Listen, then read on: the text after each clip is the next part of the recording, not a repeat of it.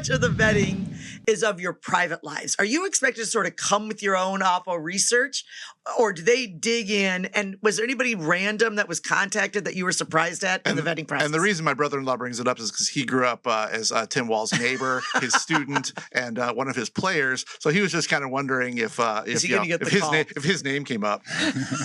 It's a huge. This year is a little different, obviously, because with Biden withdrawing at the last minute, this whole process was dramatically abbreviated compared to a typical process. Yep. So in the McCain process, it started way early. I had known McCain for years and traveled with him both domestically and internationally anyhow. So I'd sort of informally knew him and he knew me.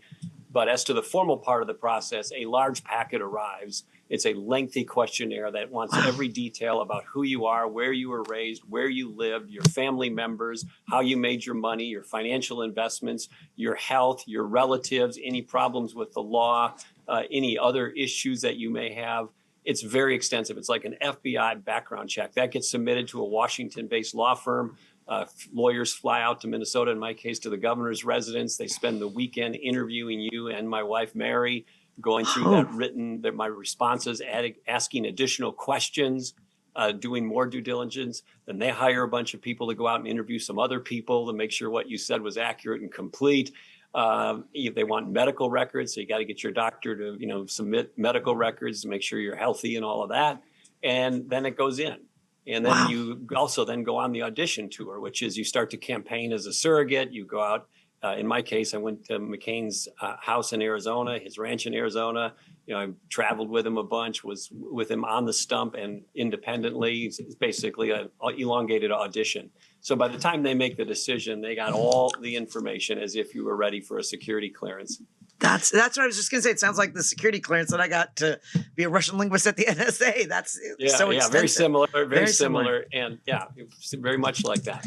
And then, of course, the other interesting thing about the process is there's the campaign within the campaign. So once the finalists are identified, we'll use this year's as an example, Walz, Shapiro, and Kelly, even though they don't admit it, interest groups and the candidates themselves sometimes start attacking each other to position themselves as the favorable candidate or to try to take out one of their competitors. And in that, when they're asking you questions, asking your wife questions, and then they're verifying if the answers are correct. I'd imagine that there are, or I'll ask you, are there moments that are personally uncomfortable? Is it a painful process? Does it bring up painful old things, or it's anything like that? Because it seems when you start talking to neighbors, anything could come up.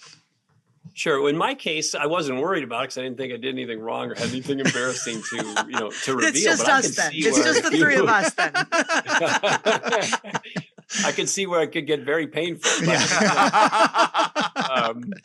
The thing is, if you did have a major problem, you probably wouldn't apply anyhow, although some people in politics, well, a lot of people in politics are delusional, so they sort of push on anyhow, thinking they can get away with it, and they almost never do. So I could see where if you had issues, you'd either have to have a really good explanation, or you could get embarrassing, or they'll just eliminate you in the process.